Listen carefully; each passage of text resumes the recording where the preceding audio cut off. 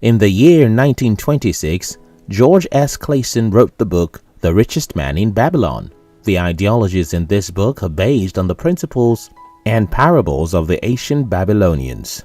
Regardless of the number of decades that have passed since it was first published, the lessons from this book are still relevant today.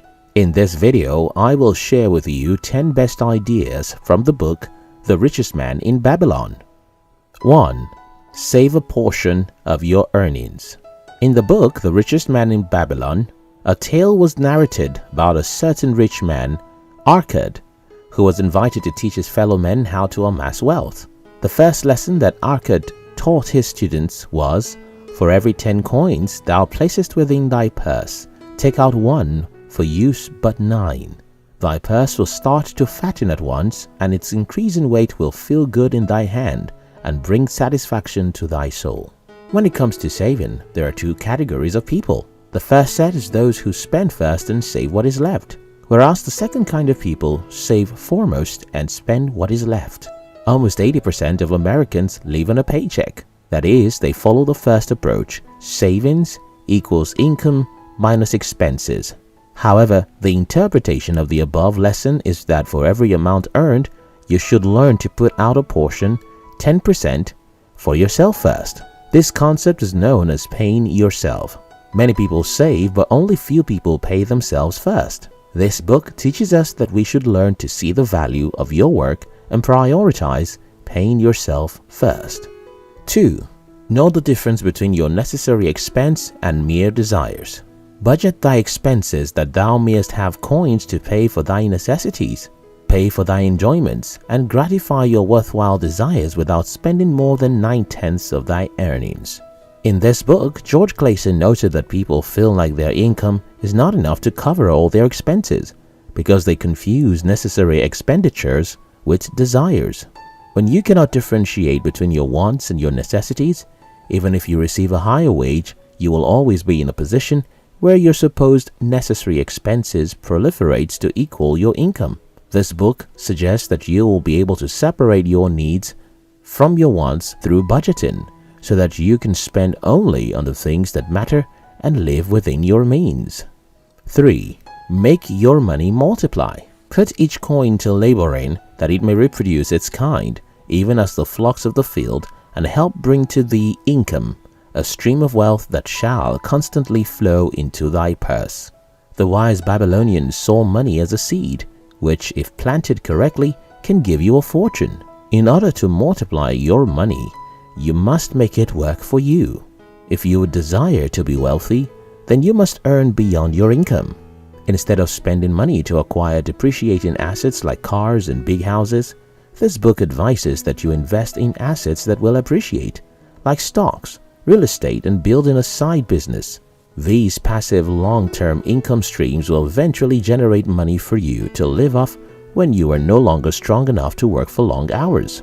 Through the power of compound interest, the money invested will yield more money for you. 4. Increase your ability to earn. To cultivate thy powers, to study and become wiser, to become more skillful, to so act as to respect thyself. This lesson is one vital practice in the financial equation. If you want to be rich, then you must develop strategies to spend less and earn more. Experts have even suggested that it is better to focus on your earning ability than to pay attention to saving more. An increase in your earnings should imply an increased saving. The idea portrayed by this book is the importance of personal development. There are many ways to get more income. However, it all boils down to, as much as you can, you must invest in your skills and gain knowledge. 5. Guard your money from loss. Consult with wise men. Secure the advice of those experienced in the profitable handling of gold. Let their wisdom protect thy treasure from irrational investment. George Clason states the need to be conscious enough not to lose money. Many people argue this point because, of course, no one gets rich by playing safe. However, successful entrepreneurs do not just take risks, they are known to take calculated risks. Warren Buffett, 2 rules of investing are 1. Never lose money, and 2. Never forget Rule 1. This principle of Warren has made him be among the top 5 richest men in the world. The idea that this lesson gives is that you should take out time to seek the wisdom of people who have experience in the area you want to venture into. Building real wealth is usually a slow, steady process. Thus, you must be patient enough to solicit the advice of not just anybody, but also an expert in that specific field of your choice. 6. Ensure your future income. Provide in advance for the needs of thy growing age and the protection of thy family. This lesson asks, if you are sick and can no longer work, how will you survive? Or if you suddenly lose your job, how will you cope? Or if, as the sole breadwinner of your family, you die suddenly, how will your family members survive? Well, it is so easy to be spiritual and say, God forbid. Nevertheless, the reality of life is that it is a mystery. Hence, it will be best if you endeavor to make adequate plans and preparations for unseen situations. Making plans may include having an emergency fund, considering various forms of insurance such as health, life, homeowner, etc., and creating a retirement scheme. 7. Make from your dwelling a profitable investment. Thus come many blessings to the man who owneth his own house, and greatly will it reduce his cost of living, making available more of his earnings for pleasures and the gratification of his desires. The wise Babylonians emphasized on the importance of owning a home. According to them, it makes more sense to make payments that will eventually become equity rather than giving money to a landlord. Also, financial statistics have revealed that on average, homeowners accumulate more wealth over their lifetime than renters. However, this point is quite debatable as it is subject to personal finances. Owning your own home is a good idea, but it is also expensive to maintain as well.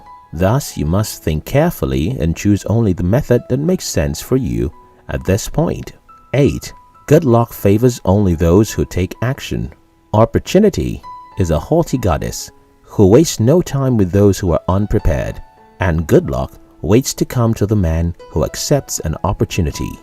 Many people believe that there are specific individuals who are born lucky and destined to be wealthy.